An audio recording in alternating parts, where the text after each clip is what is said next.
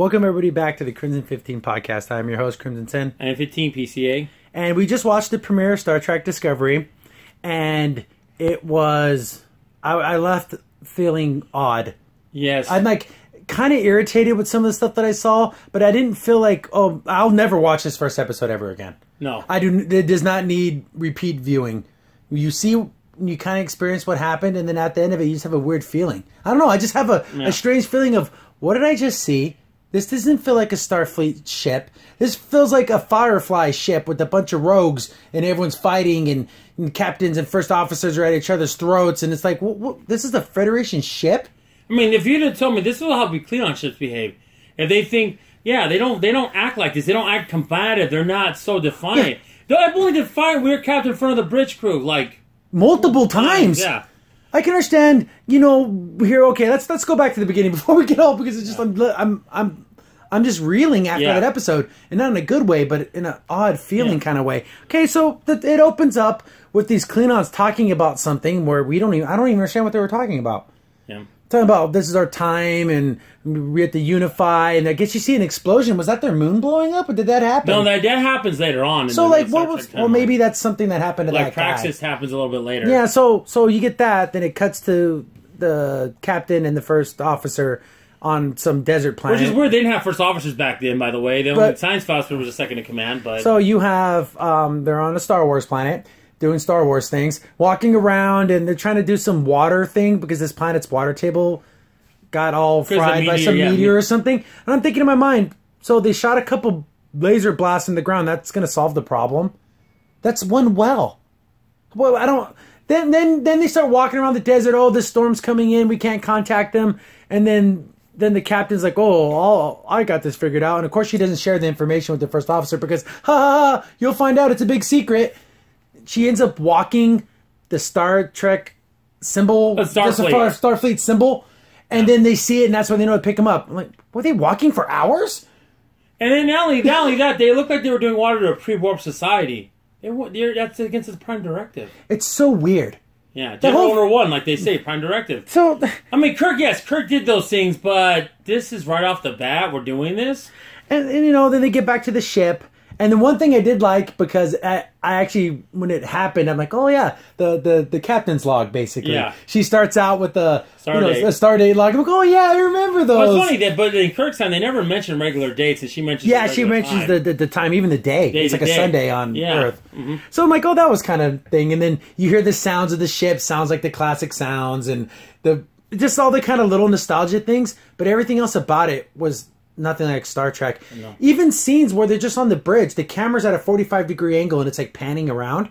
It's like, why is the camera moving so much? Why is there so many cuts? Exactly. Just show the people talking. You don't need the camera panning around and doing all these weird lens flares, and I don't know. And because they get called out to some, there was a probe or satellite relay thing got blown up or damaged. So like, oh, was this a natural occurrence, or did someone sabotage this? And then right off the bat, the first officer, I forget her name's Michael. I forget what her last name is. Because she has to have a boy's name because whatever. She's just on edge. She just seems like someone who shouldn't be an officer. No. She's just like, literally, like if this girl had a gun, she would have her finger on the trigger and just ready to do violence upon anybody at any time. Like she's automatically assuming that, oh, this is something's going to happen here. I got to check this out. I got to figure everything out. I feel so discombobulated about talking about this, because then she gets in the spacesuit because they see an anomaly out there. And of course, she's the only one that can do it. Yeah, she's the coolest. She gets in her Iron Man suit, basically, and then flies out there because she's so cool, and everyone else sucks. And they have suits like that back in that time. Yeah, the suit was super cool. Like, but it's like it didn't feel like this was something that was before Kirk. No, it should be a little more clunky, wouldn't you think? Yeah, just a bit.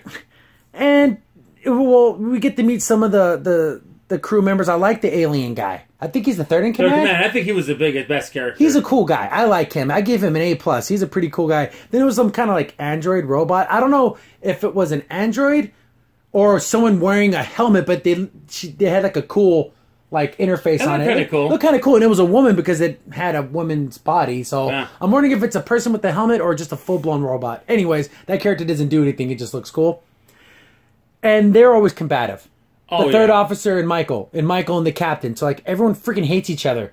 Yeah, and this is a crew that's been together for 7 years because the first 20 minutes is all exposition. Yes. Exposition. It's nonstop exposition. Okay, they've been together for 7 years. She's kind of grew up on Vulcan, was learning things, and she's letting her human emotions get control of her. And boy, goodness, she lets her human emotions get control of her. And she's daughter Sarek, by the way, that we never knew about. That's what I never knew about. No one knows about, I guess. Yeah, it was a big secret from everybody.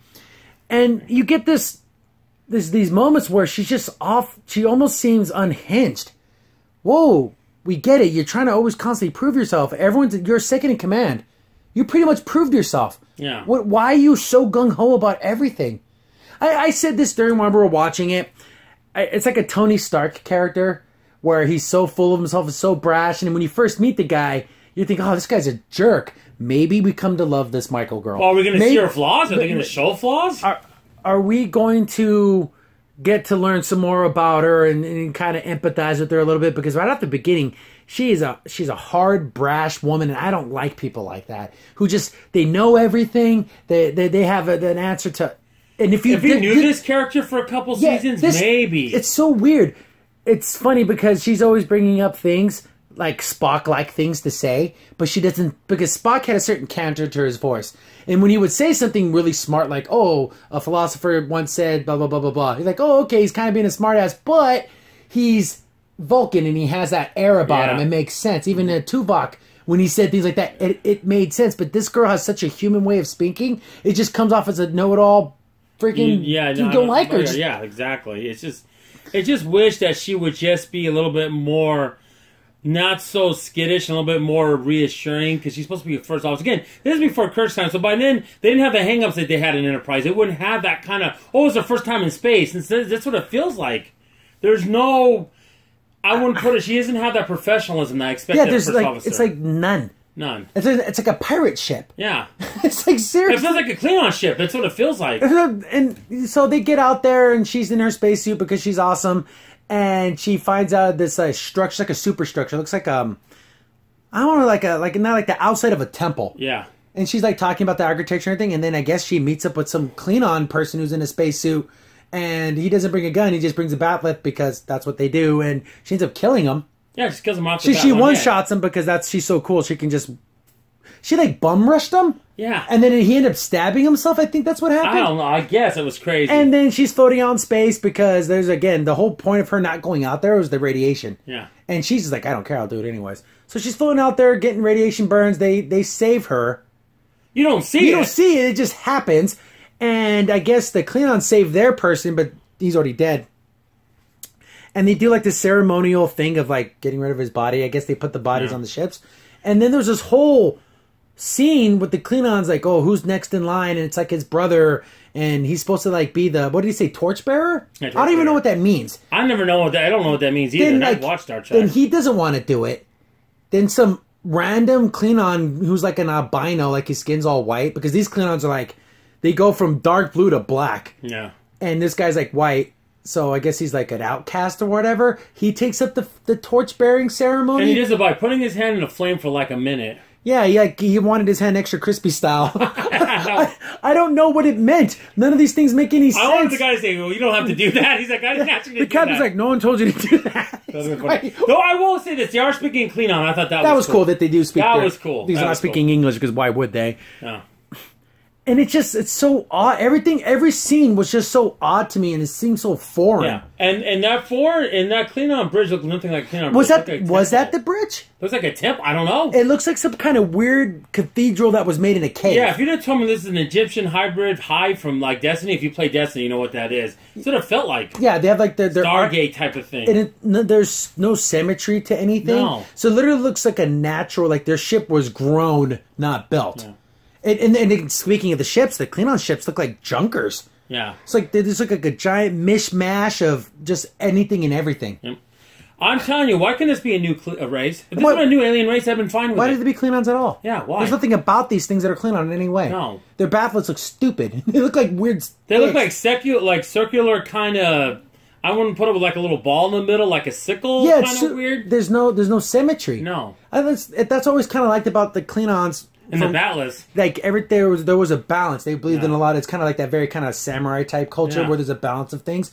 These Klingons look like they're monstrous. Yeah. So back to she gets saved, and she's in this getting like decontaminated from all the radiation poisoning, and then she's like, "Oh, I have to go talk to the captain." So she just runs out of sickbay, which is like, no, you don't do that, especially when you have radiation poisoning or sickness or whatever. You're a radiating idiot. Yeah, and you are literally putting other people at risk. Yeah, the doctor could have just relieved your duty right then and there. Because he's chief medical officer. Can someone explain to me why there's no reason why she couldn't talk to the doctor from there? I mean, the captain. They tell the doctor, hey, open a comm to the captain. I have vital information. Captain, Michael, First Officer Michaels needs to speak with you, and just do it over thing. No, she had to run to the bridge. Like an idiot. Yeah. And she's so cool and perfect. And the only person in their right mind is the third in command alien guy, because he's like, she has radiation emitting from her. Get her off the bridge. Yeah.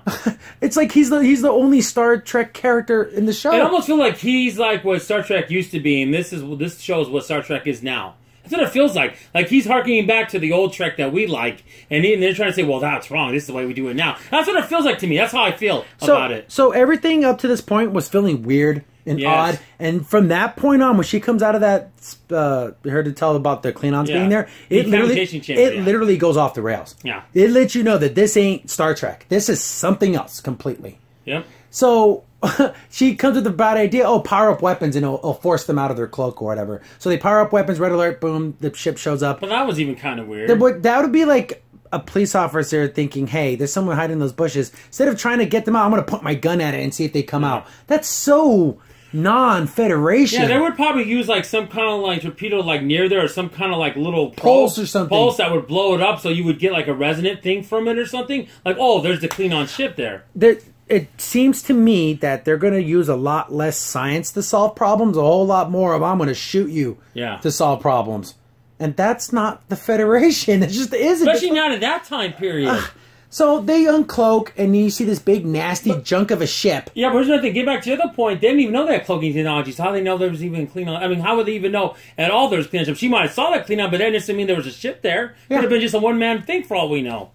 See, how does she even know that? But go on. I'm trying to put it together in the thing, and then they go and talk. The captain goes to go talk to Starfleet, saying, "Hey, whoa, there's this Klingon ship out here." Yeah, talking to Admiral. Yeah, and then they're talking to the Admiral, and of course the first officer, because she's awesome and cool, just barges in. Yeah. Starts talking to the Admiral like, "Chain of command, lady." What? Yeah. So basically, the Admiral kind of puts in her place. He's like, You're not risking war. We're not doing this." Yeah. Whatever you think we got to do, you're first officer. Listen to your captain. Shut that. No, she literally says she wants to shoot them. She wants to shoot first. Yeah. That's what she comes to that conclusion. Yeah, because of something that she goes, and again, another thing where they're not talking to each other. No. So, can I leave the bridge? And the captain's like, "What do you mean? Why can't you leave the bridge?" I gotta do something. Just tell him. I don't know why they're giving her this really weird, defiant attitude. Yeah. That is not becoming of a Starfleet officer. Especially a first officer. I know. Because you imagine Riker doing all this crazy crap. You don't even get to know Picard. I'm going. Okay. I mean, yes. Did he do that one time Admiral Preston to hide the Pegasus ship, whatever? That Project Pegasus that would make their ship go through things? But he was orgy, but he hated doing it. There was some disposition. There was some, she looks like I know what I'm doing. I don't care. And then Dan Riker did the right thing. I know I'm getting off. But it goes to show you that it's just it's unbecoming of a Starfleet officer. Mm-hmm. It's unbecoming of any military of any kind. Could you imagine that on an aircraft carrier today? No. It would be insane. So she's talking, and then she gets the bright idea that we got to Sarah. And my mind is I know. It's in a whirl. Yeah. So he's like, I'll tell you a super secret that no one knows about. Wink, wink. Apparently, when 260 years ago, a Vulcan vessel got destroyed by a Klingon vessel with no provocation. So the Vulcans came to the conclusion: if we see a Klingon ship, we're going to just destroy it. Which I don't think even so very Vulcan of them. Even Vulcans were more militant back then. I don't think would ever do that. I can understand approaching them with shields up and weapons ready. Yeah. But to kill them without anything, just see them blow them up. And by doing that, it caused them to respect them, and that's how they started a dialogue. What are we trying to tell people? That you kill people to get them to respect you? What is this? It's not Federation. That's not Federation. No, not at all. So she basically tries to talk to the captain and doing the same thing. Let's blow them up. And the captain's like, "Are you mad?" And then she's like, no, stand down and everything. We'll keep our shields up. We'll keep everything at the ready, but we're not going to attack. And then she keeps like interfering with the captain. The captain finally says, let's go to my office and let's talk about this. She's like, are you crazy openly defying me in front of the whole crew like this? And Michael, she's like frantic. Yeah. She's almost like out of her mind. Like, give her a sedative, put her in her freaking room because she's just she's all over the place. Yeah. And then you think, okay, she's going to stand down, and then full-blown mutiny. She uses a Vulcan neck pinch on her to knock her out. And she's like, oh, yeah, the captain said fire on the ship. And he's like, the third officer's like, wait a minute, no, I didn't seem like that. This is super mutiny. Yeah, and he says, well, you're respirating, your heart rate is going real fast. He even comments, oh, you look sweaty, you look a little frantic. I think you're lying. I don't think the captain gave you that order. I think you're trying to change the mutiny. Yeah, and he's like, we need to check on the captain. And then she's like, oh, no, I don't need to worry about that. It's like, you agree. Then she tries to pull the chain of command thing. Well, on next line, you have to listen to me. He didn't listen to your captain. Yeah, so why should I listen to you? Yeah, exactly, right? Another point I want to make, besides him, the captain and Michael, everyone else seemed bland. I mean, you couldn't get more bland with the characters, besides that robot, too. Yeah. Very generic. Yeah, there's like a guy who's like the helmsman, and there's some girl. And there's nothing distinctive about them at all. Like, they could be just regular characters. They look like JCPenney catalog models. Yeah. They're just like random people who happen to be a little bit attractive. Yeah, there was nothing distinctive about them. Not for an introductory episode. Nothing. Yeah, we didn't learn anything. And I'm trying to understand her plan. So, can someone explain this to me? So, let's say they blow up that Klingon vessel. They already signaled the other ones. Yeah, there was a pulse somehow that friggin' was like a flare that made the whole thing bright. They had no shutters, by the way, to close it, so they didn't get to see it anymore, by the way. So it made a loud noise, too. So how would her plan been any better? Oh, you blow up that one vessel, the other 50 show up, so now it's 49-1 instead of 50-1? Yeah, and another thing, that captain said they're sending other ships in their vicinity. Yeah. Just wait a couple hours. Wait. And then the other guy, third in command, we forgot to mention, said, oh, let's fall back. I can sense when something bad's happening and someone's going to die. Let's just fall back. Let's wait for our fleet. No, you can't do that. Oh, retreat's not an option. Let me let you know that retreat is always an option. I've seen it done plenty of times. Escape and evasion is always an option in a military scenario because there's no point of losing a ship and all of its crew for nothing. That's what a Federation ship always because they haven't attacked yet. There's no provocation. They're just there. Why not just back the ship up a little bit to show that, okay, even though it kind of makes you look kind of like a coward, but if it keeps it from all out open war, isn't it worth it? Yeah, meet with the other Federation ships coming. And then I guess there's a part 2 of this. We didn't get to see it. I mean, it's available online now, but I don't know if I'm going to do this. We'll wait for a while. And it looks like there's a lot of Federation ships. I saw like 30 or 40, so you couldn't just wait for those ships to get there. And she's like in full-blown panic mode, Michael. And I understand. I guess she was on a space station or something, from what I remember of the episode, and they got attacked by Klingons. And her parents were killed by Klingons. But that doesn't give you right. And then even Sarek says, "Are you sure you're not letting your emotions get to you?" That's what it sounds like to me. It sounds like you're using an excuse to attack because of what they did to you. Well, that doesn't make it right. That's not a first officer. I'm sorry, it's not. And then they bring up a thing like there was a couple of space station outposts out there, and they're the last line. Again, this is Captain. I'm Captain Crimson Sin. Okay, send a message to all those star bases. Tell them to be at high alert. Bring up as many defenses as you can. We've detected a Klingon ship. We don't know if it's hostile. We're going to try to do our best to keep them at bay, but be at high alert. Tell the Federation, get as many ships here as possible, and we're going to stand down, but keep everything ready. And if they make it cross a certain line, then we're going to attack. What's wrong with that plan? Can someone explain to me why that would be so horrible? No, it'd be fine. And another thing, too, that Chris had mentioned during the thing that I'll talk about right now is that why did all the uniforms, there's no distinction? Yeah, like you can't tell. The third officers was a little bit more silver. Yeah. The captain and the first officers was gold, and I think the other people's was bronze. But the bronze and gold look very similar. Yeah. Like, I like the green, red, and the thing blue. Is, yeah, exactly. And there's nothing distinctive. There's nothing distinctive. What rank are you? What position is on the ship? Nothing. I'm guessing there is, but we have to like learn that. But it should be instantly. Oh, you look at the captain, you see the little pips on his collar, and he's wearing red. Okay, that's command. Blah, and blah, blah. That also helps too to, like I said, distinguish all the main characters, so you know who's who and what position they are. So, oh, that's the helmsman. Oh, that's the science officer. Oh, none of that happens here. We don't get any of that. And then besides the 3 main characters. So that's basically the end of the episode. Yeah, you have a unstable, borderline psychopathic freaking psychotic. From all the counts of the picture, she becomes captain, by the way. Because she ends up on the picture with all the other captains. Because on the Twitter page, if she ends up as just the first officer, why is she on there? Because where's Riker and all the other first officers? Anyways, it just seems odd to me that she seems so... like she's almost filled with hate. Yes. Are we supposed to like this character? Did anyone come away from I like the way she handled herself? Yes. Was Captain Kirk in his time a little bit too fast on the gun sometimes? Yes. In the original Star Trek, you could say that. But this is beyond that. This is psychotic. She's almost, she's are sure the Federation aren't the bad guys in this series? I know, because the Klingons weren't even doing anything to that point. I mean, in the next episode, you can see they attacked, but until then, they weren't doing anything. They blew up the one relay thing. Yeah, relay thing, yeah. Well, they didn't kill anybody. It's not bad, but it wasn't the end of the... yeah, it's not the end of the world. And by the way, Klingons haven't had conversation for 100 years. I didn't know that until this part. I didn't know that was the case. So, what part of the universe are they in? They didn't even mention it. If they did mention it, we missed it, but they didn't... My head got filled with so much other stuff. I couldn't even remember if they did. I don't think they did. I don't know if I want to continue to watch this show. I know there's a free trial, so I'll probably do that to get one more episode in. Yeah. But man, this to me, this felt like there's 2 or 3 seasons of this show. We got to learn all the characters, and this was the episode leading into the movie. Yes. That was all about war. So we're going to get 13 episodes of nonstop war?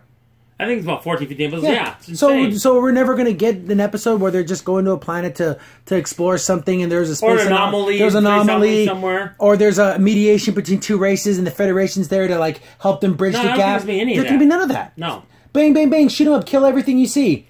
That's never been Star Trek. And again, I'm one who, like I said before, I defended the Abrams movies. I thought they were amazing, but that's fine for a movie. This is not a movie. I want exposition. This really feels like the setup for a movie. Mm-hmm. Action, action, action, action. Kill, kill, kill, kill, kill. And besides, I say the robot and the third officer, no one was memorable. Nobody was memorable. Yeah, that alien dude. I'm just drawing a blank on his name, but he's a cool guy. I like him.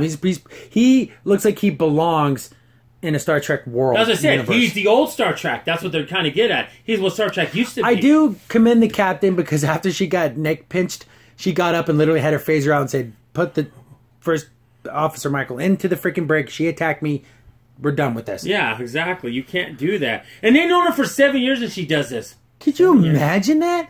Did anyone truly believe that this team has been together for 7 years? Yeah.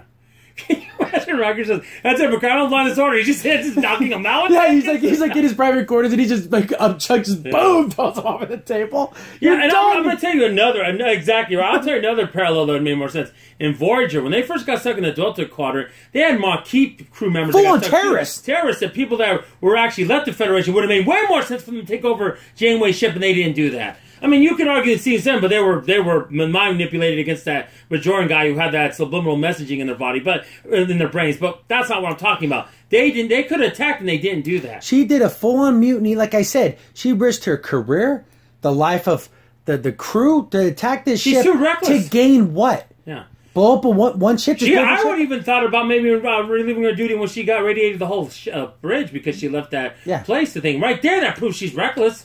But she's too cool. She's too cool for school. She can do anything and everything, and there's no repercussions to any of her actions. If I never watched Star Trek before, okay, maybe I think, oh, this is just a sci-fi action show. But I know Star Trek. There's a pedigree here. You're not gonna fool me here. I'm not gonna sit there and pretend, oh, this is fine. It's not. I know it's only one episode, and maybe it gets better, but I don't know. From this first episode, I don't feel like I care enough about this Michael character to want to learn anything about her. And I made this parallel when I was watching it for anyone who's into Marvel Comics. They basically replaced Iron Man with a young girl, and her name is Riri Williams. Mm-hmm. Just type in anything about how Riri Williams sucks as a character, and that's exactly who this Michael character is. Just, she's young, she can do anything, she's smart, everyone, it's just... I can be violent when I want to, talk down to others when they're being violent, even though I'm more violent than them. And I can break the rules, but you can't. Yeah. That's all it is, and that's ridiculous. 7 years? 7 years? Again, can someone explain to me what her plan was? Yeah. Did she think that, okay, if we blow up this other ship, when the other ships come and show up, they'll have respect for us because we were so strong that we blew up one of their ships? That's one hell of a flipping gamble. I don't think the Vulcans, I don't agree with that one bit because... The Klingons, like, when we got the respect in the normal timeline, I mean, I know it's part of this main timeline, but it's because they defended an outpost. And then after they got destroyed in Kinnemer, I think it was Kinnemer, and they turned around and said, "Oh," or it might have been around the court. I don't remember. It's been a while since I watched Next Generation and the older stuff. And they said, "Look, you've earned our respect now. You defended an Klingon outpost by Romulans, and you just died for us. That's how you earn Klingons' respect. Not by attacking them. They're like, okay, they attacked us, attack them back. That's what they would think." I don't know what her plan was. Can someone explain to me what her plan was? And oh, by the way, they take the dead bodies of Klingons and put them on the bows of the ship, which they've never done. So weird. Klingon tradition, they just to get rid of the bodies. The bodies mean nothing to them. Yeah, because your soul went to Stobercore. Yeah, exactly. And they keep bringing up Kalis and everything. Kalis looks nothing like these Klingons. Because when they brought him back, he didn't look like some freaky troll from outer space. Maybe it's a different sect. I want that explained. It needs to be explained pretty soon because I'm like, no, explain it, Paul. They casted the vote for Donald Trump and it mutated them into monsters. That's why they look the way they did. Yeah, right. But for all intents and purposes, who looks like the super violent race here? Just this Michael character. I know. She's right? super crazy. Now, I know, and again, it was brought up like 10 times. Are you doing this because your parents were killed by Klingons? And she keeps saying no. But when 4 or 5 people come to the same conclusion, maybe you need to look at your life and think, maybe they're right and I'm wrong. But apparently this character can't be wrong. I know back in Kyrgyzstan they didn't have ship's counselors. I think she needs to talk to the ship's counselor if they have it. It's like, you need to go somewhere for like a long time because you obviously don't want to do this. And I'll say another cool scene, and Crimson brought up too, is when she was learning a Vulcan. That looked the same like you see, remember, in the movies with Spock. It's that learning center with the bubble, and everyone's around them and have to answer questions. That's cool. I like that. That's a cool That was a cool little like nod to the movie. See, there was little things I liked, but overall it didn't make it worth it. Like, that's it? Oh, okay. So, what I liked the sounds. Like, it had the classic Star Trek sounds. I like that robot person thing. I don't know if it's a robot or a guy with the helmet. I like the third in command. He's amazing. That's a great character. Yeah, he is. And I want to know more of his race. And then I disliked everything else. Yeah. They said it was weird. They said his race was once slaves, I guess. I remember. Yeah, they used to literally be cattle for another race. Like, they would eat them, I suppose. Yeah. And he's like, yeah, we learned to know fear and know when we're about to die. Yeah. And I have that feeling. Yeah, and again, and I'm not trying to inject anything else in it. Are they doing he's afraid because he's a man and they're women and they're strong? I mean, I don't know. I'm not trying to say that's the case, but that's what it feels like. And then she brought up something about race and culture, and it's like, oh, shut up, First Officer. Did that? It's kind of funny. Like, I like how the Admiral completely dismissed her comments because he's like, I'm talking to your captain, not to you. You go away. And not because you're a woman or that, because you're a first officer and I'm speaking to the captain. Another weird thing, too, about technology out of place. So they were projecting a holographic projection. They didn't have holographic technology. Yeah, did they always do things on screens? Yes. Like a data pad thing? Yeah, all the way, until Cisco, until Deep Space Nine, because they made those holo imagers, they put them on Defiant, and they had them right where you'd be right in front of them. But that wasn't that time they had that. They didn't have that now. There's little things like, but that's the problem with going in the past. Yeah. And then they want to shake things up and change things. Then why not just do something completely different? Yeah. Why take the name and just change all these little things about it? Or go, we're going to the far future. We're going to year 3000. So far removed from any Star Trek thing, it's the future. So, if I had to say, just off this first episode, it's out of 10, it's a 4.5. I'd say 5.5. 4 or 5, it's around there. It's just, maybe we'll learn more about this character. Maybe we'll come to love her later. But she's so strong. She's so strong-willed. It's off-putting to me, personally. I don't like characters like that. I don't like pig-headed, jerky characters who throw their weight around and think they know better than everyone. I do not like characters like that. And this is our protagonist. This is our main character.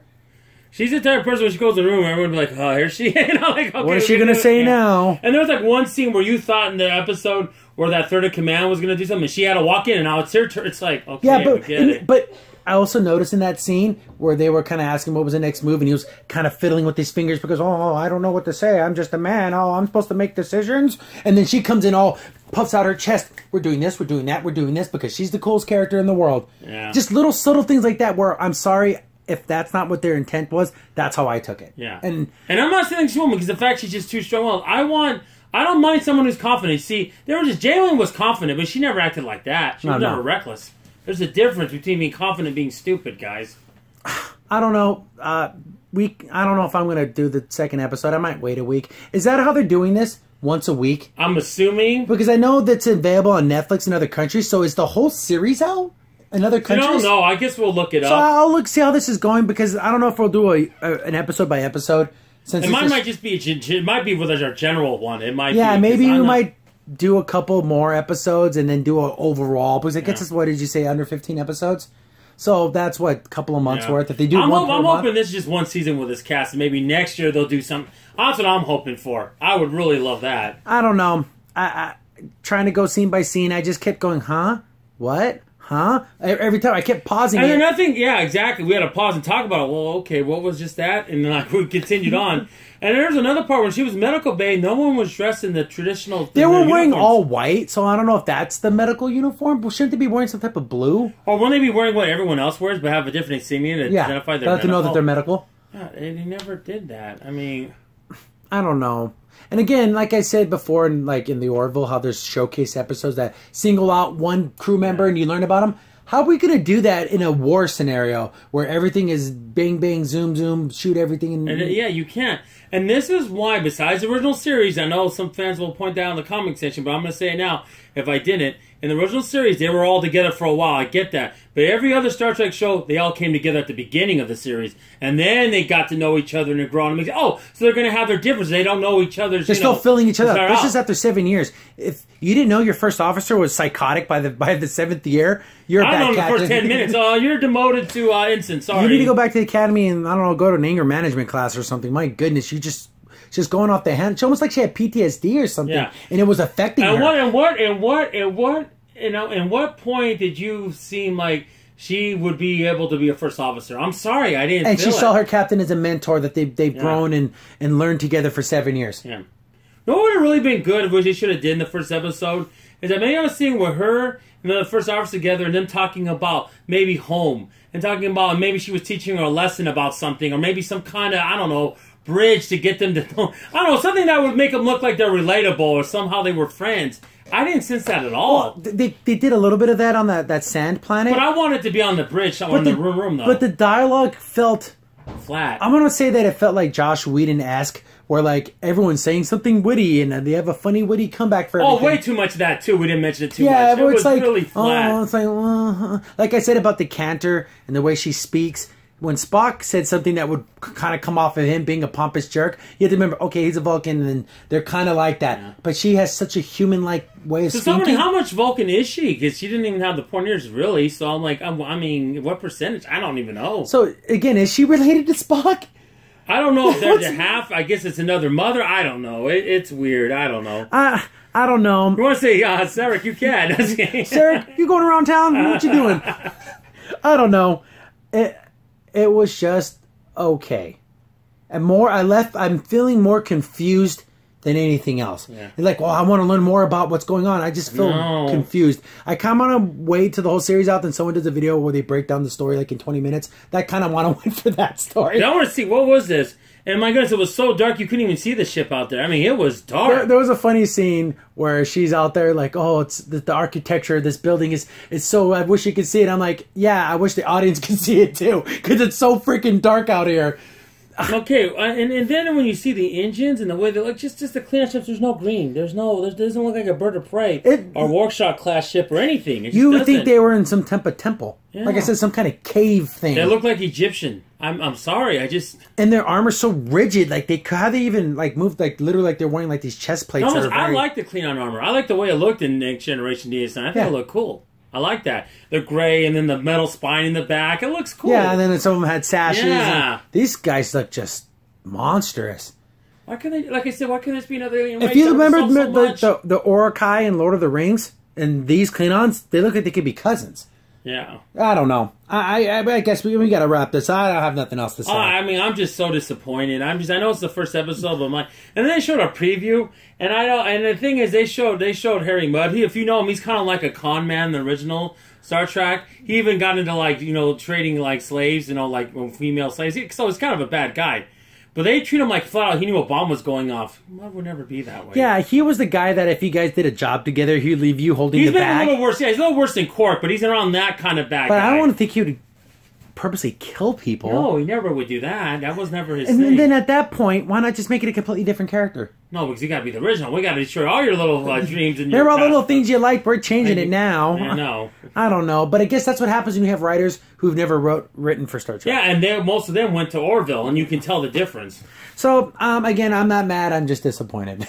Yeah, I know the second episode. We'll let you know if we're gonna watch it or see it, or because we're literally talking about this 2 hours after watching it. So we just feel a little, I don't know, maybe it's all too brand new. Normally we like to wait, but I just feel like I had to say something. No, because I think it would even be worse. I'd even do a worse podcast. Yeah, I think I'd be even more negative. I don't know. Yeah.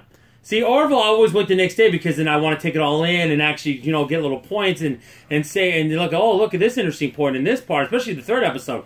This had none of that. There's never going to be an episode like this. No. Because you're in a war now. Yeah. You can't have personal real thing when there's literally you're fighting for survival. That's the story. And is this a ship that looks like they can be studying an anomaly that gets them stuck in subspace and they have to find a way out? Are they stuck in some kind of rift where they have to find a way to get out? No, it doesn't feel like this show's gonna be that at all. There's gonna be no boom, boom, boom, fight. Little to no science. No, at all. There's none of that. And I'm sorry, that's what I love about Star Trek. That's what made it better than Star Wars in my mind for that very reason. Those things. I don't know. I felt pretty done talking about this right now. Before again, I did my very best not to cuss, and if I did, I apologize. You did one time. That's excusable because it's been so bad. It's just the emotions are bubbling to the surface on this one, but I'm good. I don't want. Remember, all because they messed with a probe they had out there, like some kind of satellite. Yeah, that'd be like you going after some guy because they ran over a stop sign. I don't know. It's a little weird, a little thing. Well, attack him. Okay, that's your only answer. And she goes, "We're the Federation. We don't do that. Well, we have to do that here." Well, no, you don't. She should have been relieved of duty so many times. Oh, as soon as she did the radiation thing, she should have been, "You're done. We're done." All right, I know. I'm just going on here, but so I'm done talking. Yeah, I am too. So thanks for watching. Tell us maybe you loved it. Tell us about all the things you loved about it. If you hated it, I'd like to know. I would really like to know. And another thing is, we've been getting some really salty comments. If you're going to personally attack me, I don't care. I don't even know you, so say whatever you want. But don't attack other people in the comment section because... Please don't. Don't do that. And if you feel like you have to do that, don't watch my videos. I'm sorry. That's fine. I want everyone to watch our videos, but don't attack our commenters. Yeah, when you're dropping bombs and insulting people's mothers and saying all these like weird, I get to say these 10-letter words because I'm smarter than you, then we're not the hosts for you. Go watch a different show. Yeah, watch something else that likes to be confrontational. That and try to say, "Oh, go after my commenters and or whatever." I'm not into that. Yeah, we don't do any of that. Just if you really honestly dislike something, you can let us know. But if personal attacks, especially in other people that are commenting, yeah, on other commenters and calling people racist and stuff, no, we don't tolerate any of that here. So don't do that. But go ahead and all for the normal people out there who just like sci-fi, tell us what you thought. Did you like the first episode? Are you willing to watch more of it? Are you willing to pay CBS to watch more of it? I know. Or are you going to steal it on Netflix? Yeah. I don't know. Or are you going to do some subspace channels and get it another way? But right. But I don't know. That's going to be it for me. I've been your host, Crimson Sin. I'm Anthony PCA. Thanks for watching, guys. Yeah, see you later. Bye.